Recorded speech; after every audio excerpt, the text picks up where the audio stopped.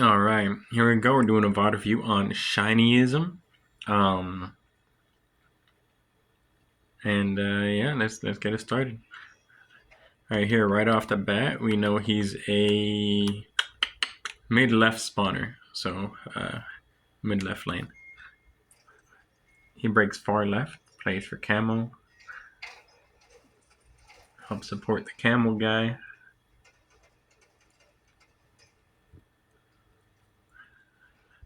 Camel got burned, so he's looking for that guy.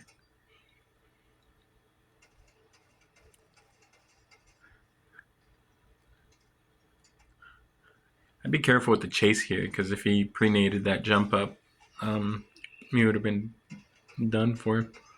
All right, you see him in the sneaky, back him up, nice. I like that you're holding the angle, good reticle placement there. You see this guy, right? See he's AFK, going for the melee. And I see this guy, and go for the trade, nice, 2 dead.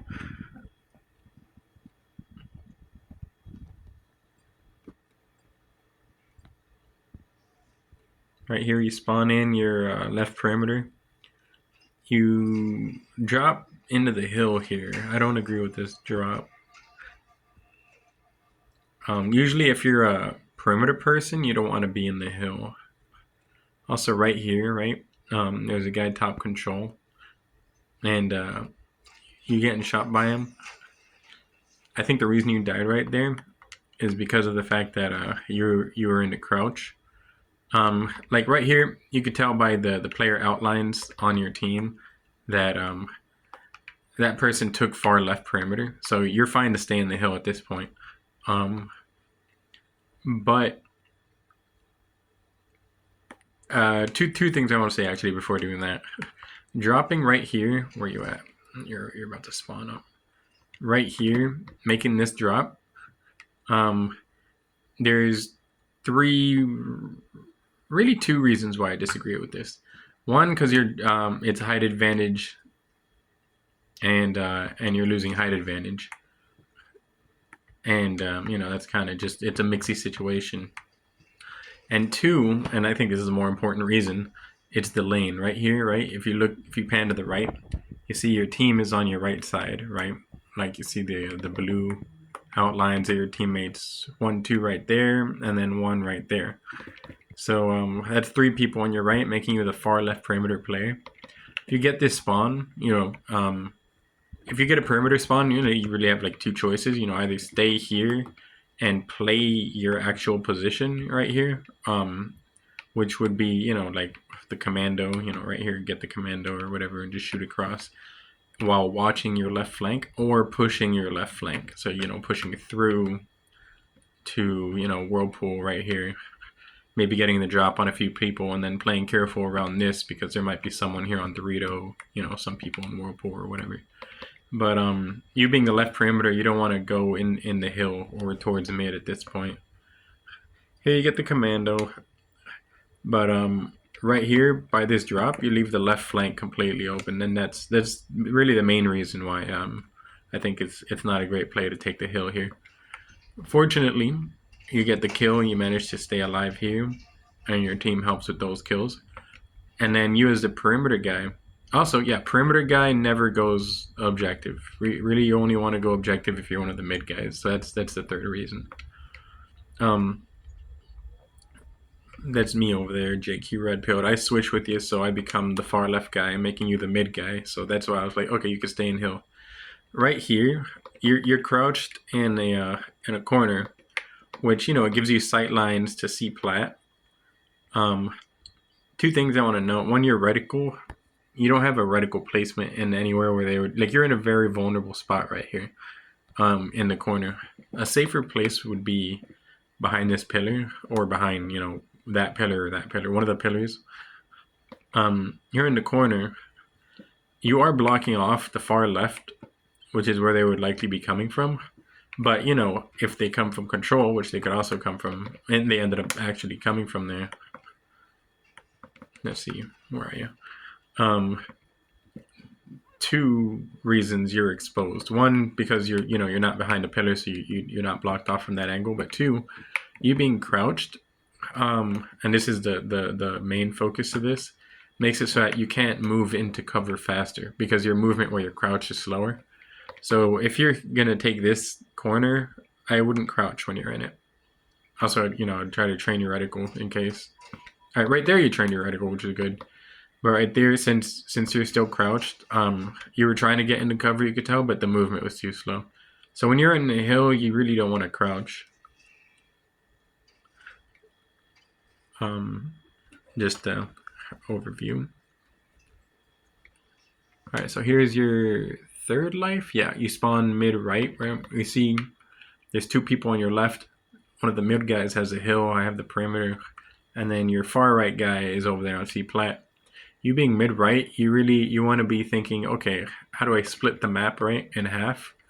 And splitting the map in half would make it so that your lane would really be like either down here, mid-right, or even helping your far right perimeter guy. In case he dies, you could take over the far right perimeter. This is technically still a mid-right lane that you took, since it does keep the two people on your left side still on your left side. It's the closest possible mid-right lane. It's good you took it because you helped out with that kill. You got the kill. At this point, though, the guy on your far right, he's kind of like, he got his kill far right. So you could tell like there's an enemy dead and him alive. But the spawns long haul, or there's no contesting. So one of the enemies could spawn long haul, hypothetically here. For map control, you want to spread out as much as possible. And since you're really tight to the mid guy, and there's a lot of room before the far right guy on your team, you want to kind of like take up that space on the map. So what I would do, I'd come down here and take this position right here, and then you could have sight lines to like needles or A or something like that. You know what I mean? Maybe even go up on the sneaky to help the far right guy push up a little bit in case, or if he gets pushed, to support him and hold these angles. And then from here you could still see the top ledge lane. But yeah, that's just kind of some lane things I've noticed. All right, so you take far right, or you take mid right, which is good right here. And then right here, I disagree with this. Two reasons. One, you lose height advantage. And two, it basically, although you are a mid guy, so technically this is a lane that you could have.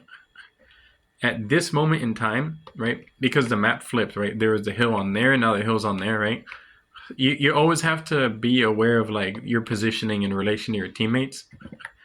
When you spawned in, you're mid. So when you spawned in right here, Attic, you're mid right? And then the hill spawned, and then everyone's moving, right? When everyone's moving, all of a sudden the split's not the same. So you're not the mid right guy anymore. On this side of the map, you have two people, you and the guy on the right. And then there's, on the other side of the map, you have two people, the guy kind of mid-map over there, and the guy who's like all the way back there, who he's holding he's going in that perimeter into A, you could tell. So really, you don't have a four-man setup, you have two-man setups, kind of, because he's kind of mid-map, so he didn't really have a setup role. So it would go like this, right? If I were to go over here and take the map layout, I would go, okay, that guy's mid-right, and that guy is far left on this side of the map. And on this side, that guy is far right, and that guy is far left. So that being said, right at this moment, there are no mid players other than that one guy on that side of the map. So because of the fact that he's cutting through mid, that would make him the guy that you would want to go on the hill if he stays alive. Right now he has two people looking at him, so I don't know if it's probably not the case. But technically speaking, right, like unless you have like on this side of the map, like you want to like be aware of the positioning in relation to your team that's closest to you before being aware of the relationship you're positioning your team that's far away from you. Like if the team's far away from you, you really want to like almost not even, you don't want to be thinking about that first. You always want to be thinking about like, okay, so the team setup that I have right now is just with this guy. That's it. So you're far left, he's far right. Until you get a mid guy on your side, you don't want to be playing OBJ because the OBJ is only for the mid guys. So right here, what I would do if I were you, if anything, push up to like right here, so you could make a check on your right before you turn and hold the far left perimeter, right? Might push up, right, if you want to, or might hold the long haul position, so that if they do push far left, you have the far left flank covered. So just be aware of like, you always want to be checking your teammates' positions. You know what I'm saying? So right here, it would be me over there. So that would make me the far right guy. Make him the mid guy, since he dropped back hydro, and then you're the far left guy. And then this guy is also like mid left, although he's turned around. So ultimately, you dropping hill in this moment would be sacrificing the far left position, basic sacrificing the far left flank and height advantage. So the height advantage, that like if you didn't drop right here, you would have had a chance to fight the guys that were chasing your teammate coming from that hill right here. You know what I mean? You would be like, okay, the hill's there. What do I do? Oh, there's a guy right there, and then you would fight him. And what ended up happening is, you got in the hill, your guy died, and then you're pre-nading, which is good. And then you help with some kills, which is really good. Wait, is this beforehand? You dove hill. Yeah, okay. So you always want to be thinking of positioning, right? So right here, you're hill guy. And you have a guy on your far left on your team. So that's good. It's hard to tell where the third guy is on your team, because that little dot right there, there's two. So there's two other guys up on your team. They're both on your left. So really, you don't, it's based on like the layout of back hydro, it's super hard to tell if you have anyone watching your right flank. We do have two people watching your right flank, but like if you're the hill guy, right, you want to basically be like hyper vigilant of your own flanks, and based on the information you have on the screen, which is just these two dots and that's it, and that guy on the left, it's impossible to tell if your right flank is open. So what I would do if I were you, honestly, I would get out of the hill, back up, come back up here, and try to help push into control, so that the next guy who's on your team to take the hill can guarantee that their right flank is covered, while you just watch the control lanes, and from here you have a lot of lanes. You have mid, and then just two right lanes. So you would play kind of sneaky back here a little bit, you know what I mean? If anything, even come up on the staircase, and just watching these three lanes.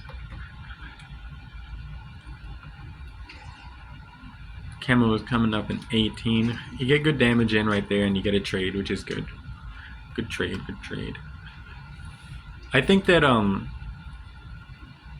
you're a little bit eager to get into the hill, just judging on what I've seen so far. So I'd try to hesitate more when going for the objective in King of the Hill. I would assume like really any objective, because it's like a transitional habit usually. So here you spawn in, camo's coming up, you're playing for camo, which is good. And you also don't just dive for it, which is really good, right? You're getting shots down mid-map, kind of baiting it. You see it drop right there. You're getting more shots down mid-map. And now that there's numbers on in your team's favor, you go for it, pop it, and get the burn. That was a good play. Good play right there.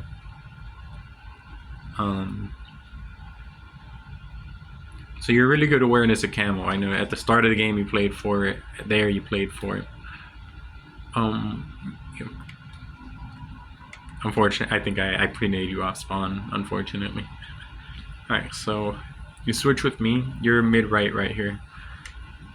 Right here. Oh, your guy on the hill died, so you're left perimeter, which is good. This is a good good recognition that you're the left perimeter guy. And then you come here, get some good cleanup damage. Let's see, at this moment, is there anyone around you on your team?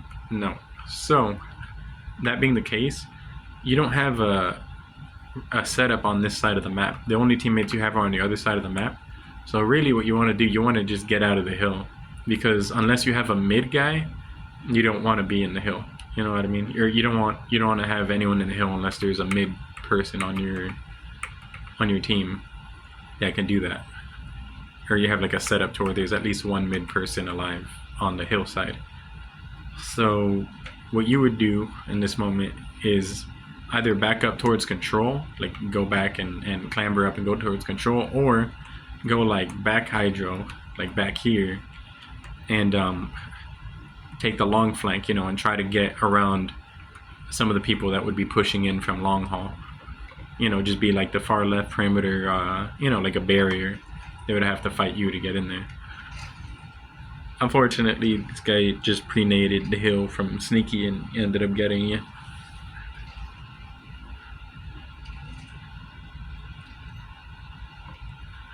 Alright, so right here, what's the spread? You spawn in your far left perimeter because those two guys are pushed up. And the guy on your right, he has kind of mid-right positioning. Alright, so you recognize the perimeter, which is good. And then right here, you make a cut. You cut A completely out, which leaves A spawns open. So they could spawn A, which is not what you want. Really, you always want to be pushing, even if you're far. What just happened? I just switched the colors. Let's see, where'd you go? Even if you spawn like far away from your team on the other side of the map who has a hill, you really don't want to be making cuts through the middle of the map unless like you guarantee that like they're all four dead and you have the timing to do so, which like 90% of the time isn't the case. So right at this moment, coming out of the door, what you would normally want to do is come over here, right, curb slide to hit this staircase, right, and now you're in a decision whether or not to go up or down, to go through mangler or ledge, or to just hold both. So, you know, I would just hold both if I were you at this point, because this is a cross, and now you're able to have sight lines on attic. You know, you can clamber back up to top A, and then, you know, make sure that no one flanking you perimeter on whirlpool, have sight lines across again, and then come back here and then start playing towards this direction. You know what I mean? To try to get a collapse on the enemy team spawns from this direction. But yeah, you don't want to make a cut through mid. Alright, so you know, it ended up being safe. Kind of. Alright, right now you're being pushed by someone on hydro. Oh, he ends up chasing you past your teammate. He ends up, oh, nice. You got your life back here. But yeah, this whole sequence right here, it's very mixy. And like the reason for that is because initially you made the cut right here. You always want to be taking the side of like always know where your position is, because like right here, if you were to just like stop and ask like, okay, what position are you in relation to your team? it would be super hard to tell, right? Like in the middle of the game itself, right? Like if all the all the movement, but yeah, sorry, all the pieces were moving and all that jazz, and you're getting shot, so you're trying to like stay alive. Trying to think of like where am I supposed to be, like where are you supposed to be, is a lot harder of a task than just like starting off in the correct lane. And also like right here, same thing, because of having to recover from that, you're in the middle of it, you know what I'm saying?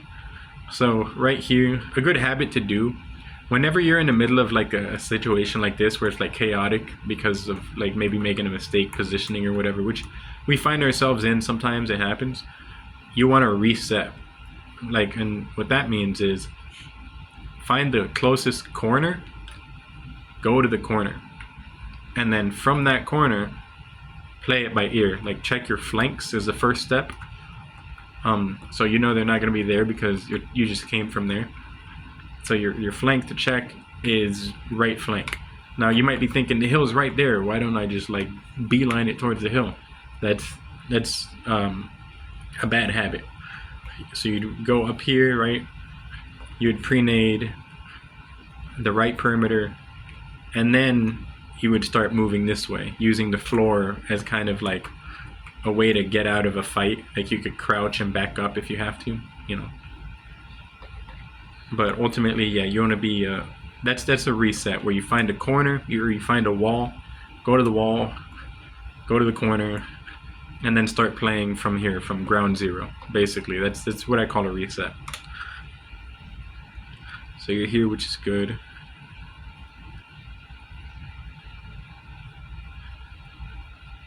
Alright, so you take hill. Right now you're, in relation to your team, you're basically far left perimeter, because there's a guy far right. You see me right there on mid, you're in the hill as well. And so you see I take far left perimeter. So now you're the mid guy, so you're the hill guy. Try to always, remember to hesitate before stepping into the hill, because you always want, whenever you step into the hill, that gives the enemy team information about where your team is, like where you and your team is. So make that decision a conscious decision of like, you want to make 100% sure you know where your lane is, and then if you're the mid person, then step in the hill, or then play whatever objective you're in.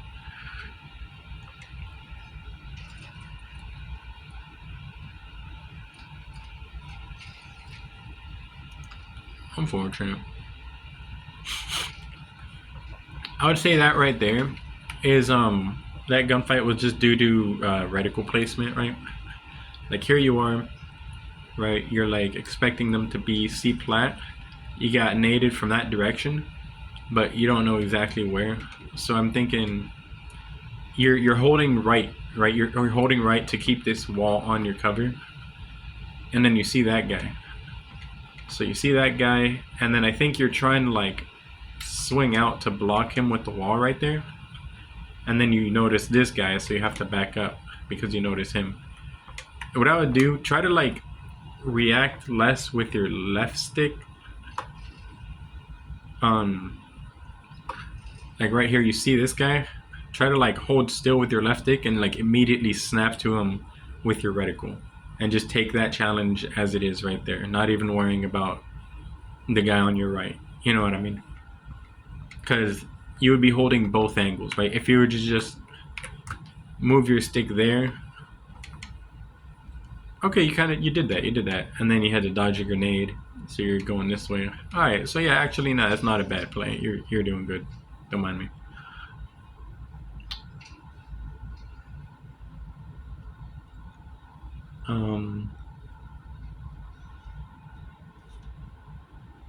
So here you spawn in.